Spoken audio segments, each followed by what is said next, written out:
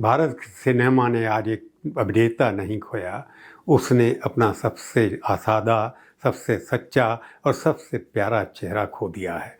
वह चेहरा जो पर्दे पर दिखाई देता था, लेकिन लगता था जैसे हमारे ही घर का कोई अपना आदमी बात कर रहा हो। पंजाब के एक छोटे से गांव से निकला धर्मेंद्र, एक स्कूल टीचर का बेटा, जिसकी आंखों में सपने तो बहुत बड़े थे, लेकिन चार ढाल में कभी घमंड नहीं आया।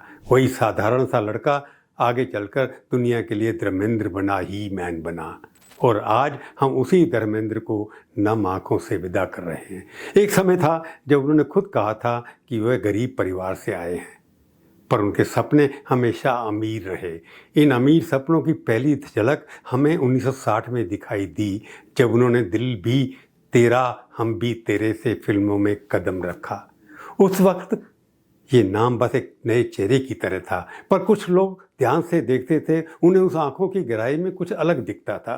धीरे धीरे वो कुछ अलग पूरी इंडस्ट्री में, पूरे मुल्क पर छा गया। शुरुआती दौर में उन्होंने अपने कई रोमांटिक और संवेदनशील फिल्में की बंदनी, अनपढ़, अनुपमा के शांत चुप संकोची प्रेम में वो शर्मीलापन था। वो आज भी भारतीय रोमांस का मानक माना जाता है। सत्यकाम में उनका आदर्शवादी सिद्धांतों पर मर मिटने वाला किरदार शायद उनके करियर की सबसे अर्थपूर्ण भूमिकाओं में से एक माना जाता है। वही फूल और पत्थर ने जो ऐसा उनका भाग्य ही बदल दिया। इस फिल्म में पहली बार दर्शकों ने देखा कि ये लड़का कितनी खूबसूरत चेहरा नहीं, एक दमदार अभिनेता किरदार भी है, जो नर्म भी हो सकता है और पत्थर की तरह सख्त भी। उनकी जोड़ियां भी अपने आप में इतिहास बन गई। मीना कुमारी के साथ उनकी रोमांटिक और गहरी फिल्मों को आज भी सिने प्रेमी बड़े प्यार से याद करते हैं। एक तरफ उनकी इसकी संजीदगी, दूसरी तरफ उनकी नम्र मर्दानगी, दोनों का मिलकर बना उस रसायन कुछ और ही था, वो केमिस्ट्री कुछ और ही थी। माला सिन्हा के साथ उनकी जोड़ी ने फैमिली और सोशल ड्रामों में कमाल किया। आशा पारेख के साथ उनकी हल्की फुल्की मधुर फिल्में, जिनमें नाचना, गाना, मुस्कुराहट और प्यार का साफ साफ एहसान होता था। सायरा बानू के साथ उनकी फिल्मों में नटखटपन और मासूम रोमांच नजर आता था। फिर आती है वह जोड़ी जो करोड़ों भारतीयों के दिल में आज भी बसती है, धर्मेंद्र और हेमा मालिनी। इस जोड़ी ने सीता और गीता, ड्रीम गर्ल, जुगनू, रजिया सुल्तान, शराफत, नया ज़माना जैसी नई फिल्मों में वो जादू रचा जो समय की सीमा से बाहर चला गया है। 70 का दशक आते आते धर्मेंद्र रोमांस से ऊपर उठ गए, एक नए रूप में सामने आए, ही मैन के रूप में सामने आए। मेरा गांव मेरा देश में डाकुओं से लड़ता आम आदमी, यादों की बारात में पिछड़े भाइयों की कहानी का अहम हिस्सा, जुगनू में तेज तर्रार एक्शन हीरो, प्रतिज्ञा में रक्षक ट्रक ड्राइवर और अन्याय के खिलाफ हथियार उठा लेता है। ये सब किरदार सिर्फ फिल्मी कहानियाँ नहीं थे, ये उस समाज के सपने और गुस्से की आवाज़ थे जो बदलाव देखना चाहता था। और फिर वो आती है वो फिल्म जिसने न सिर्फ धर्मेंद्र को बल्कि पूरे हिंदी सिनेमा को अमर कर दिया, शोले। जय वीरू की दोस्तों में जय की खामोशी और वीरू की शरारत दोनों मिलकर एक ऐसी जोड़ी बनाते हैं जो आज भी दोस्ती की मिसाल है। धर्मेंद्र का वीरू टंकी पर चढ़कर सुसाइड की धमकी देने वाला, बसंती के पीछे हवा की तरह भागने वाला, ठाकुर के लिए जान दे देने को तैयार दोस्त, ये सब इतना सहज, इतना सच्चा लगता है आज भी कि हम भूल जाते हैं ये एक नाटक था, एक सिनेमा था। जब तक हैं जान मैं नाचूंगा जैसे संवादों में उनका जो पागलपन था, वो पागलपन दरअसल जिंदगी से प्रेम का पागलपन था। लेकिन धर्मेंद्र का कमाल सिर्फ एक्शन और इमोशन में नहीं था, वो बारीकी हास्य के भी अद्भुत कलाकार थे। चुपके चुपके में वो जो प्रोफेसर बनकर हंसी हंसी में भाषा का खेल खेलते हैं, वहाँ उनका टाइमिंग देखिए, ना कोई ओवर एक्टिंग, ना कोई चीख पुकार, बस आँखों हल्की मुस्कुराहट और सदी हुई डिलीवरी से उन्हें साबित कर दिया कि कॉमेडी में भी वही कर सकता है जो भीतर से बेहद ईमानदार हो। सीता और गीता में उनका हल्का फुल्का अंदाज, हीरो होते हुए भी हीरोइन को स्पेस देने की उनकी आदत, इन सब से उन्हें बहुत बड़ा कलाकार नहीं, बहुत अच्छा इंसान भी साबित किया। आगे चलकर the burning train, Dharamveer, Shalimar, Azaad, Aankhen जैसी फिल्मों में वे अलग अलग ढंग से नजर आए। कई एक्शन, कई एडवेंचर, कई मल्टी स्टार कास्ट के बीच भी अपनी अलग पहचान कायम रखते हुए बाद के सालों में यमला पगला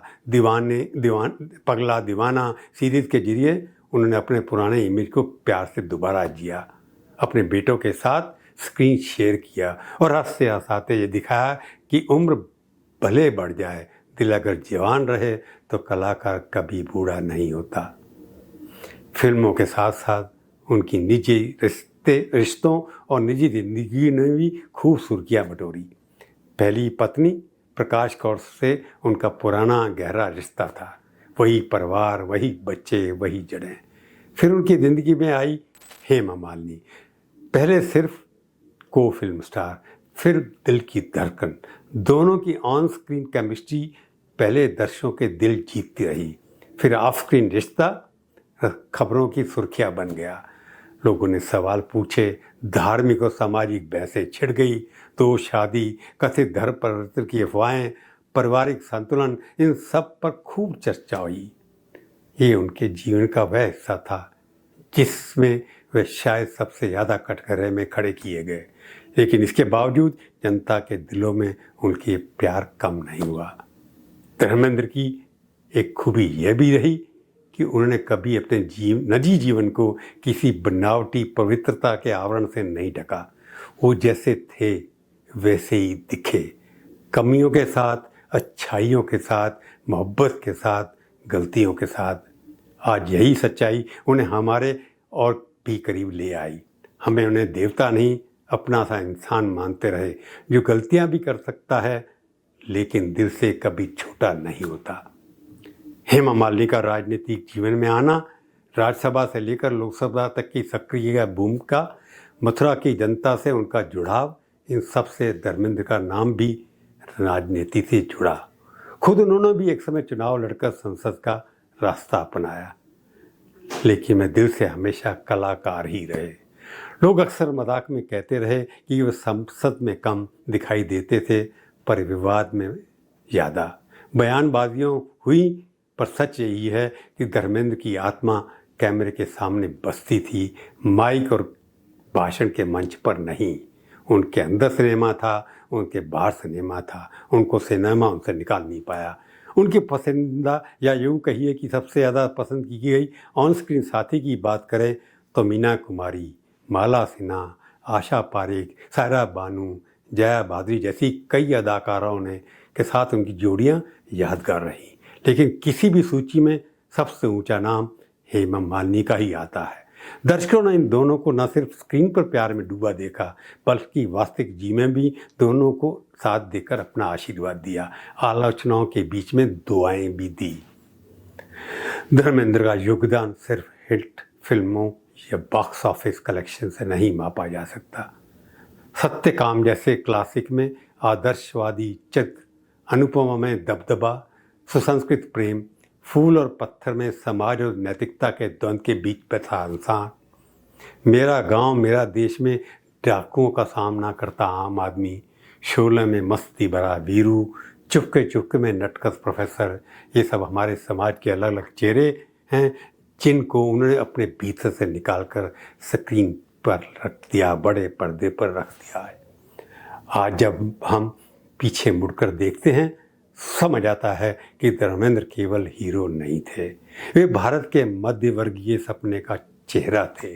सादगी से मजबूत होना, कम बोलकर भी बहुत कुछ कह देना, हंसते हुए दर्द छुपा लेना, परिवार के लिए लड़ जाना, प्रेम के लिए जिद करना, ये सब गुण हमने उन्हीं से तो सीखे हैं।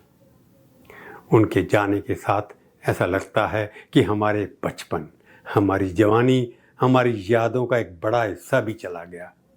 लेकिन सच ये है कि कलाकार कभी नहीं मरते, वो हर बार तब जन्म लेते हैं जब कोई पुरानी फिल्म चलती है, जब किसी टीवी चैनल पर अचानक शोले या चुपके चुपके लग जाती है, तब किसी की शादी में मैं जट जमला पगला दीवाना बजता है, लोग अनायास मुस्कुरा देते हैं। धर्मेंद्र जी, आपने हमें हंसाया, रुलाया, सोचने पर मजबूर किया और सबसे बढ़कर ये सिखाया कि सुपरस्टार होने के बावजूद इंसान बने रहना ही सबसे बड़ी कला है। आप इस दुनिया की रोशनी से शायद दूर चले गए हैं, लेकिन आपकी आँखों की वह चमक, आप में मुस्कुराहट, आपका सादगी भरा अंदाज, आपकी फिल्मों के दृश्य, ये सब हमारे साथ रहेंगे। भारत ने आज एक महान कलाकार खोया है, लेकिन हमने एक अमर विरासत भी पाली है। आप हमारे दिलों में थे और रहेंगे। मेरे पास आपका दिया हुआ एक शीशा भी है, एक दर्पण भी है, जिसमें जब भी देखता हूँ तो आप दिखाई देते हैं। धर्मेंद्र जी, वो भेंट आपने मेरे को सीधी बात में दी थी। आपको शत शत नमन, आप सचमुच अमर हैं। आज की प्रभुवाणी में आपको शत शत नमन।